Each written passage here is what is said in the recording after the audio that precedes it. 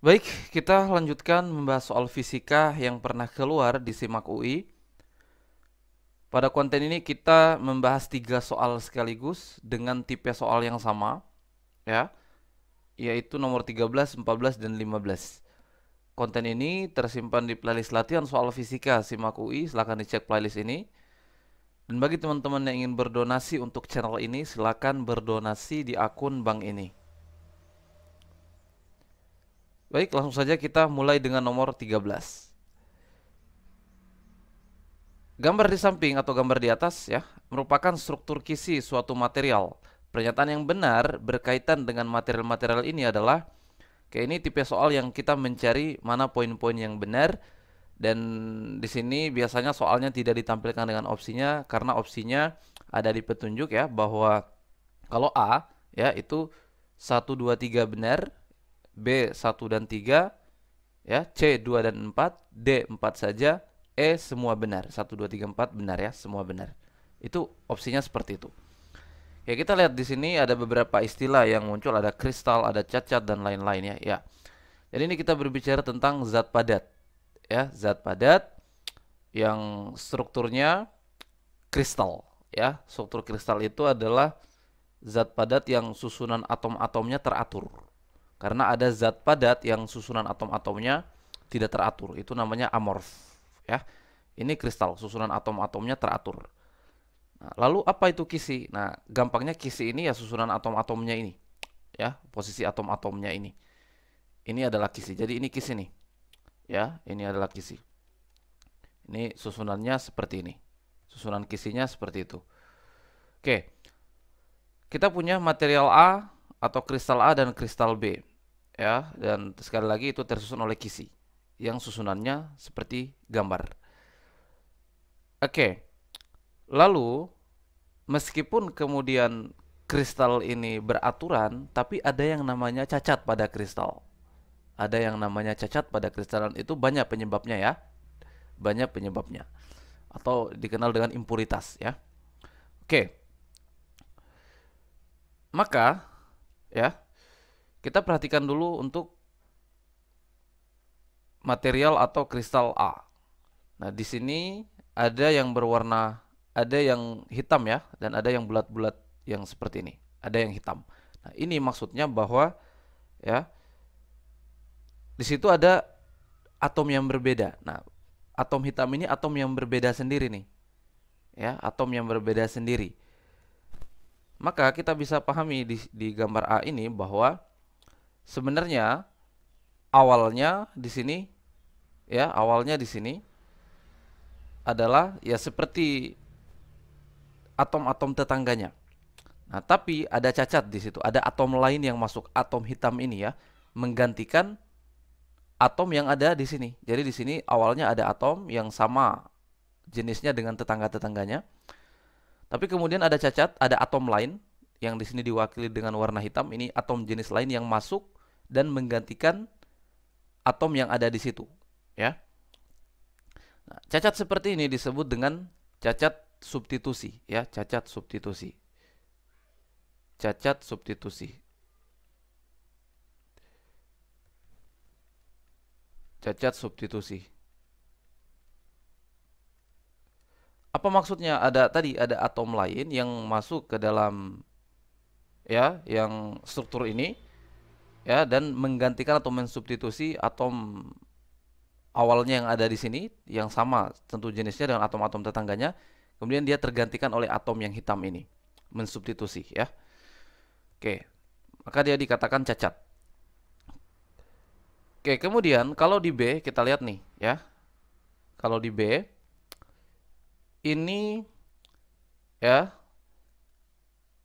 yang aneh adalah ada atom di sini sendiri ya. Ada atom di sini sendiri yang masuk ya di dalam, yang tersisip di situ. Oke, ini juga cacat ya, ini juga cacat. Atom ya, atom material B ini dia berada di posisi yang tidak semestinya, yang tidak semestinya. Karena kan harusnya di sini tidak bisa ada atom ya, tapi dia berada di situ ya. Iya, dia berada di posisi yang tidak semestinya, yang aneh ya, nih. Maka ini juga cacat. Ya, ini juga cacat. Yang disebut dengan cacat ya, nih, inter ya stisial.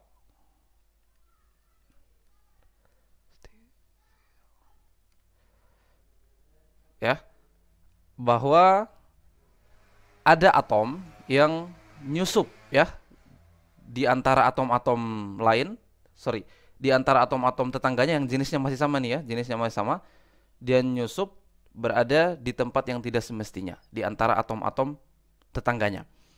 Nah, ini interstisial ya, ya atomnya masih sama, self interstisial ya, karena ada juga atom jenis lain misalnya yang hitam seperti ini masuk nyusup di sini misalnya. Nah, kalau ini dari atom dari luar ya, atom dari luar. Atom jenis lain ya. Nah, kalau ini atom masih atom sejenisnya nih, tapi dia berada di posisi yang tidak seharusnya atau dia nyisip di antara atom-atom tetangganya ya. Oke. Kemudian ya,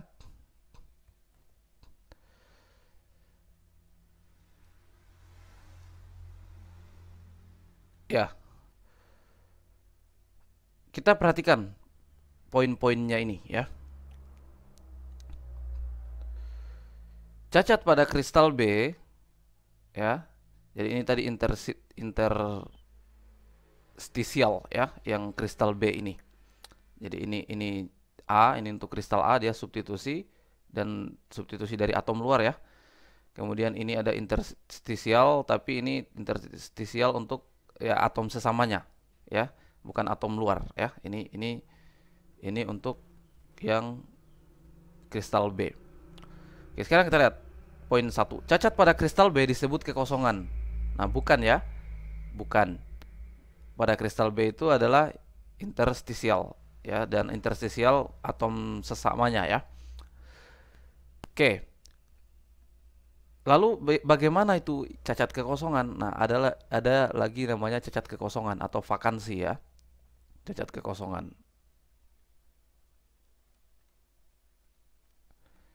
Gimana tuh?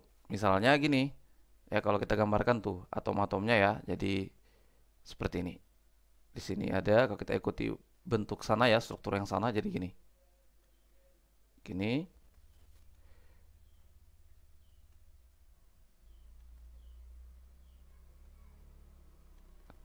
Nah, ini namanya cacat kekosongan ya, karena harusnya ada satu atom lagi di sini, tapi nggak ada ya. Ini namanya cacat kekosongan. Oke. Jadi satu salah. Kemudian cacat pada kristal A disebut interstisial. Salah ya. Harusnya tadi substitusi ya. Ada atom luar yang menggantikan atom yang ada di situ. Ya. Yang ditandai dengan dia beda sendiri tuh warnanya, hitam ya. Ya, kalau 1 dan 2 sudah pasti salah, maka opsi A salah ya kan? Opsi B salah, opsi C juga salah, ya kan? Opsi E juga apalagi, maka pasti yang benar adalah D, 4 saja, ya kan? Jadi ini yang benar, D. Ya, 4 saja. Ya kan? Karena kalau A adalah 1, 2, 3 dan sudah pasti tidak ya. B 1 dan 3 1 salah. Kemudian C 2 dan 4 2 salah. Ya. E semua benar ya, apalagi salah kan? Berarti D 4 saja. Jadi yang benar adalah 4. Jarak antar kisi pada kristal ini bernilai sama. Ini kan jelas ya. Jarak antar kisinya bernilai sama. Lalu apa yang ini? Yang ini apa nih? Nah, ini kan cacat ya. Jadi tetap kita anggap cacat, bukan kisi yang sebenarnya. Jadi kisi yang sebenarnya yang ini. Jarak antar kisinya sama. Jadi yang benar adalah D, 4 saja. Ya, nomor berikutnya, nomor 14. Seorang anak mengikat fluid dengan tali 1 meter dan memutarnya dengan kecepatan 2 meter per second. Fluid mengeluarkan bunyi dengan frekuensi 200 Hz. Jika seorang teman berdiri 500 meter dari anak itu, maka Ya, ini tipenya masih sama dengan soal tadi ya. Oke, ini tentu terkait dengan materi efek Doppler. Ya, efek Doppler. Oke, kita coba gambar dulu ya. Nah, si anak ini memutar fluid ya dengan tali 1 meter. Ya, kalau dia memutar, ya kita anggap lintasannya gini ya. Nah, seperti itu. Jadi ini si anak ini. Ada si anak. Ini si anak ya. Nah, itu si anak. Dia memutar fluid ya. Jadi ini misalnya fluidnya ya. Nah, gitu. Dia memutarnya, ya sebut saja putarannya ya. Ini contoh saja ya, berlawanan arah jarum jam gitu ya. Yang panjang talinya ini adalah 1 meter. Nah, kemudian ada ya teman ya yang berdiri 500 meter dari anak tersebut. Di sini ada teman yang berdiri berjarak 500 meter ya.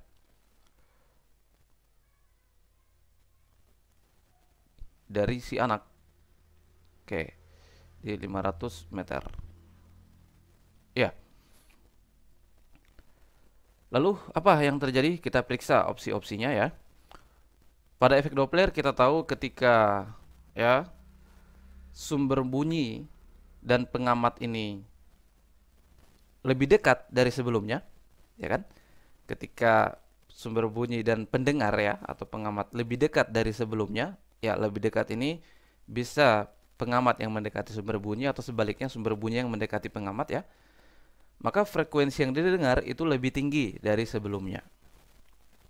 Sebaliknya ketika jarak sumber bunyi dan pengamat ini atau pendengar ini menjauh dari sebelumnya ya, menjauh di sini bisa sumber bunyi yang menjauh atau pengamat yang menjauh ya, maka frekuensi yang didengar lebih rendah dari sebelumnya ya.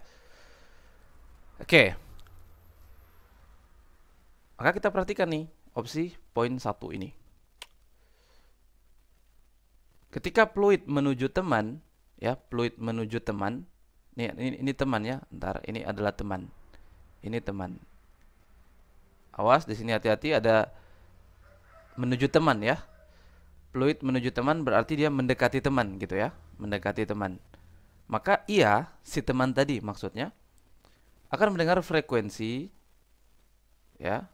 Ia atau teman tadi mendengar frekuensi yang lebih besar dari 200 Hz. Ya, ini kan frekuensinya 200 Hz nih. Ya. Frekuensi asalnya ini 200 Hz. Nah, ketika fluid ini bergerak mendekati atau menuju si teman ya, maksudnya mendekati teman ya. Ya, teman ini diam nih. Maka frekuensi yang didengar oleh teman atau ia itu lebih besar dari 200 Hz. Benar ya? Ini kan benar nih. Benar. Ya, frekuensi yang didengar tentu lebih besar karena dia mendekati ya. Oke, sekarang poin 2. Ketika fluid menuju teman, nih sama nih, menuju teman ya, berarti mendekati teman. Si anak nih sekarang pendengarnya ya. Tadi poin 1 itu teman yang mendengar. Nah, sekarang poin 2 ini si anak yang mendengar ya. Ketika fluid mendekati teman, maka si anak mendengar frekuensi yang lebih besar dari 200 Hz. Gimana tuh? Ya, kalau dia fluid ini menuju teman atau mendekati teman, otomatis dia akan menjauhi anak ya. Menjauhi anak. Ya, itu kalau kita asumsikan putarannya ini ya, putaran fluidnya tidak berbentuk lingkaran persis ya. Tapi kalau dia berbentuk lingkaran persis putarannya, ya tentu jarak antara sumber bunyi dengan si anak yang memutar ini kan konstan, 1 meter kan sesuai panjang talinya. Ya, nah ini kita belum tahu nih putarannya apakah persis lingkaran atau enggak. Kalau persis lingkaran, maka ya frekuensi bunyi yang didengar oleh anak ini tetap karena jaraknya kan, ya itu kan jadi panjang tali jadi jari-jari kan dia konstan. Maka frekuensi dengar ya sama saja. Oke, 2 kita belum tahu. Oke, kita lewati dulu aja deh. Karena kita belum bisa pastikan ini lingkaran persis atau bukan ya. Ini kita masih belum tahu. Nah, sekarang kita ke poin 3. Ketika fluid menjauhi teman, ya, menjauhi teman nih. Ia atau si teman tadi, ya, ketika fluid menjauhi teman, maka teman mendengar frekuensi yang lebih kecil dari 200 kHz. Oh, benar nih.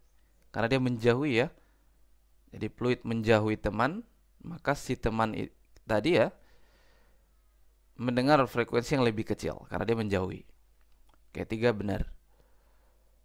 Terus poin 4. Ya. Ketika fluid menjauhi teman, ya, fluid menjauhi teman, maka si anak lagi nih pendengarnya ya, mendengar frekuensi yang lebih kecil. Oke. Nah, ini mau tidak mau kita harus pastikan 2 dan 4 ini benar atau tidak ya. Kita harus bisa pastikan. Ya, sekarang kita kembali dulu ke nomor 2 tadi ya. Kembali ke nomor 2. Fluid menuju teman. Nah, berarti ini kita anggap ya bahwa lintasannya ini tidak persis lingkaran, maka ketika dia ya menuju teman, maka dia artinya mendekati teman dan artinya menjauhi anak ya. Maka ketika dia menjauhi anak, maka si anak mendengar frekuensi yang lebih besar. Oh, salah. Ya.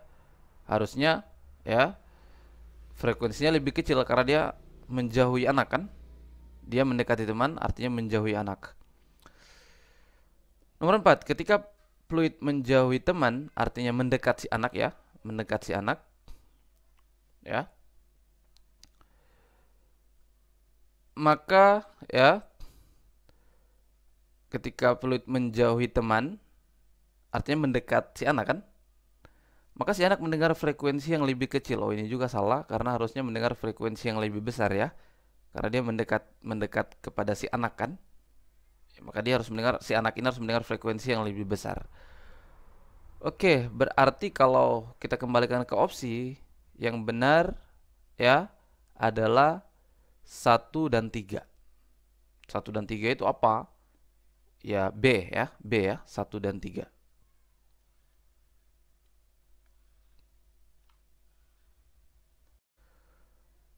Oke, kita lanjutkan ke nomor berikutnya. N mol gas ideal monoatomik.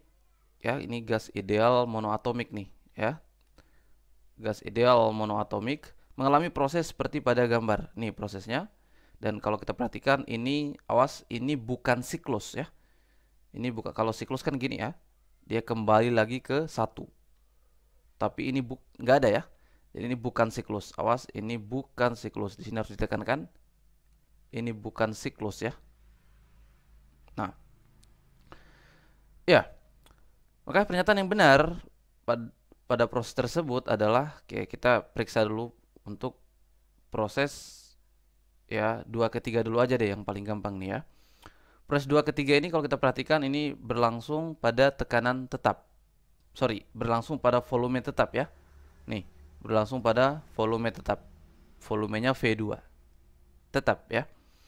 Nah, itu disebut dengan proses isokorik. Ya. Jadi proses 2 ketiga ini adalah proses isokorik atau tekanan tetap ya. Volume ya, aduh. Volume tetap ya. Volume tetap dan V2 ya, volumenya tetap. Oke. Ya, kalau kita terapkan hukum pertama termodinamika ya, bahwa perubahan energi dalam sistem itu sama dengan ya kalor ya dikurang dengan usaha ya, atau ya Q kurang usaha itu kan adalah integral ya PdV ya, artinya kalau ada perubahan volume maka ada usaha. Kalau volumenya tetap, usahanya 0 karena di situ integral PdV ya. Ya, maka di sini kita lihat ya bahwa pada volume tetap maka usahanya 0 ya, usahanya 0. Ini W-nya adalah 0 karena volumenya tetap ya. Integral PdV-nya 0 kan? Ya, maka kita dapatkan di sini perubahan energi dalam sistem pada proses 2 ke 3 itu nilainya ternyata sama dengan Q. Ya, sama dengan Q. Ya, apa rumusnya delta U? Nah, kalau adik-adik lupa, ya, U itu kan adalah ya jumlah partikel kali energi kinetik rata-rata kan? Atau ya N ya derajat kebebasan gerak. Nah, N energi kinetik rata-rata itu derajat kebebasan gerak per 2 KT. Ya, KT. Nah, kalau gas monoatomik maka F-nya 3 ya, derajat kebebasan geraknya 3. Maka U adalah 3 per 2 ya, sorry, NKT ya, betul ya, NKT. Nah, bagaimana kalau delta U? Kalau delta U, maka ini menjadi 3 per 2 N K delta T. Ya, di sini jelas bahwa kalau suhunya tetap, ya, maka tidak ada perubahan energi dalam ya. Tidak ada perubahan energi dalam. Jadi delta T-nya kan 0 ya, kalau suhu tetap, maka delta U-nya juga 0. Ya, sehingga ini menjadi 3 per 2 N ya, NK delta T. Ya, perubahan suhu ya dari proses 2 ke 3. Dari analisis ini kita sudah bisa memastikan bahwa 4 benar ya. Gas tidak melakukan kerja atau usaha pada proses 2 sampai 3. Benar ya, kan usaha kan 0 di situ ya, atau kerja 0. Nah, maka sekarang kita periksa nih ya. Ini poin 1 ini proses 2 ke 3 nih ya. Kalor yang dilepas nih, kalornya nih 3 per 2 sama dengan perubahan energi dalamnya ya, 3 per 2 NKT, NK delta T. Ya, di sini kita bisa nyatakan dalam tekanan dan volume ya. Ya. Kita punya persamaan PV sama dengan ya nRT atau juga NKT. Ya, kalau ini dalam jumlah mol dan tetapan gas umum, kalau ini dalam jumlah partikel dan konstanta Boltzmann ya. Ya, maka kalau saya buat gini, delta ya. Kalau saya buat ya delta, kalau kita mau sesuai prosedur ya. Kalau saya buat D PV gitu ya. Ini sama dengan, ini kan konstanta ya, maka jadi DT. Oke. Ya, maka kalau kemudian ini saya integralkan ya. Integralkan gitu. Di sini kan volumenya tetap ya, maka volumenya bisa keluar, tinggal ini jadi delta P gitu ya. Sama dengan NK delta T. Ya. Oke. Ya. Delta P-nya yang mana? Berarti ini kan ya P akhir kurang P mula-mula. Artinya P3 kurang P2 ya. P3 kurang P2. P akhir kurang P mula-mula. Ya. NK delta T. Nah, maka di sini ada NK delta T nih. Kita bisa ganti dengan ya persamaan ini menjadi ya 3 per 2 ya V. Nah, V-nya berapa volumenya? Volumenya di situ V2 ya. Di proses 2 sampai 3 itu ya, volumenya V2. V2 P3 kurang P2. Nah, oke.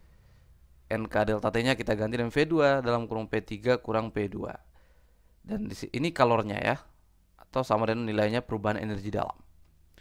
Dan kalau kita perhatikan ini ternyata benar ya. Ini benar nih. Oke. Sekarang kita periksa lagi. Ini sekarang proses 1 ke 2 ya, proses 1 ke 2. proses 1 ke 2. Nah, kita coba cek dulu untuk, ya sama juga ya, ini kan kita terapkan hukum pertama termodinamika ya, bahwa delta U sama dengan Q kurang UV ya, atau Q kurang integral P dV. Oke. Ya. Maka gimana nih cara memecahkan rumus ini? Kita bisa menyelesaikan dulu usaha. Ya, gimana cara menyelesaikannya? Nah, awas. Integral P dV. Ya, P ini sebagai sumbu Y, katakanlah gitu. V sebagai sumbu X. Nah, ini kalau kita bicara integral, kita bicara luas. Ya, bicara luas. Ya, karena ini bukan siklus, ya makanya di sini tadi saya garis bawah ini bukan siklus ya. Maka integral kalau proses 1 ke 2 ya, untuk usaha proses 1 ke 2 itu integral PDV itu kan tidak lain adalah luas area ini. Nah, luas trapesium ini. Kalau misalnya ini siklus ya, artinya ada lagi proses dari 3 ke 1 ya, ada proses dari 3 ke 1, maka usaha adalah luas area yang dilingkupi oleh siklus tersebut ya. Kalau siklus harusnya luas area yang kita hitung ya, yaitu kalau kita mau cari usaha total ya. Nah, ini kita mau memecahkan ya nomor 2 nih, poin 2 ya. Itu kita mencari kerja atau usaha total. Jadi dari proses 1, 2, 3. Kalau dia siklus, maka kerja total atau usaha total selama proses gas itu luas area yang dilingkupi oleh siklus yang ini. Kalau misalnya siklus, tapi ini kan bukan siklus ya.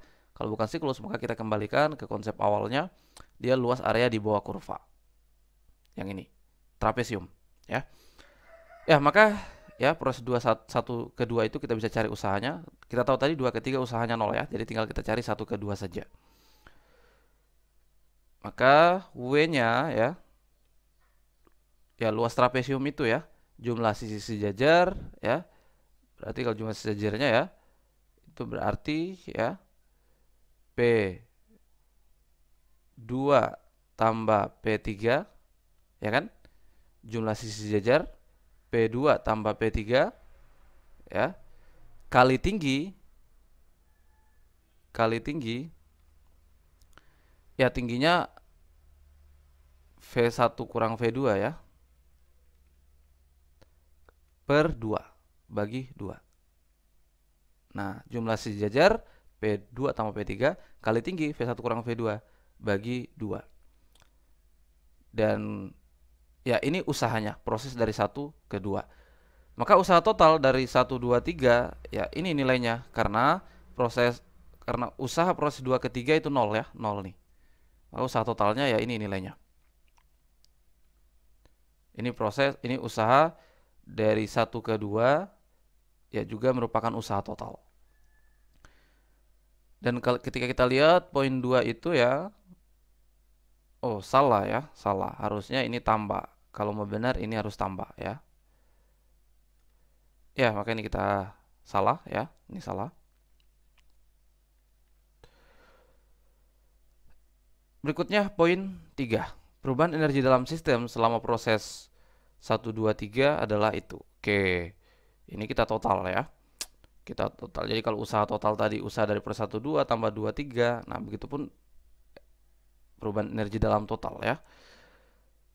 Ya, tadi proses 2, 3 sudah. Sekarang proses ya, proses 1, 2 ya kan. Nah, gini ya, delta U 1, 2, proses 1, 2 ya, ini berarti adalah 3/2 ya NK delta T 1, 2 ya kan. Ini kita bisa buat seperti ini tadi ya. Oke, kita coba kita tuliskan lagi sana ya.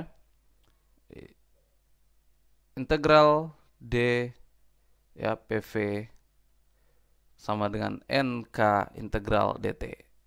Bedanya di mana? Bedanya di PV-nya. Kalau di atas tadi V-nya konstan, makanya dia keluar ya, yaitu V2 ya. Kalau yang Pro 12 ini tekanan berubah, volume juga berubah. Ya, alhasil ya, maka integralnya menjadi gini hasilnya. Ya, tekanan volume akhir, tekanan akhir kali volume akhir kurang tekanan awal kali volume awal gitu ya. Jadi di situ ya P2 V2 ya. P2 V2 kurang ya P3 V1 ya kan? Tekanan awalnya kan P3 ya, volume awalnya V1. Sama dengan NK delta T, ini delta T12 ya, proses 12.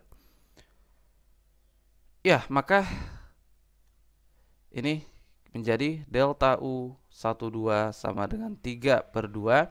NK delta T12-nya menjadi P2 V2 kurang P3 V1. Maka delta U totalnya ya tinggal kita total nih. Ya. Yang ini tadi, yang ini ya. Delta U23 atau sama dengan Q tadi sama nilainya ya. Ya, kalau kita tambahkan itu 3/2 P2 V2 kurang P3 V3 benar, tambah 3/2 V2 P3 kurang P2. Oh, benar ya. Jadi poin 3 ini benar. Oke. Ya, ini kan, ini tambah ini. Nih. Delta U-nya di total, ya. Oke, maka 1 benar, 3 benar, 4 benar. Oh. Jadi ada dua opsi yang bisa benar nih. B bisa 1 dan 3 atau D bisa 4 saja. Ya, maka kira-kira soal ini keliru ya. Kira-kira soal ini keliru. Dalam pembuatannya barangkali harusnya di sini menggunakan ya tambah. Ya, tambah nih. Jadi usaha totalnya bernilai ini. Ini usaha totalnya. Ya. Maka kalau begitu ini juga benar. Maka ya, yang benar adalah E. Semua benar. Ya, itu kira-kira soalnya salah dibuat ya. Jadi E yang benar, semua benar. Kalau di situ kita pakai tambah. Kalau kurang ya tadi bisa B, bisa D.